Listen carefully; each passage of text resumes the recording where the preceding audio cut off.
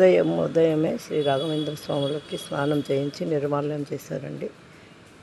పంచామృతం అయిన తర్వాత అలంకారం చేస్తారండి. వెనకాల ఆంజనేయ స్వామి, ముందు రాఘవేంద్ర స్వామి.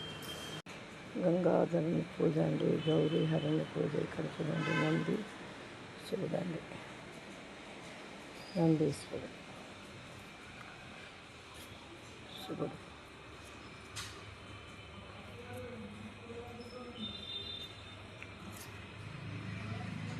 గణపతి.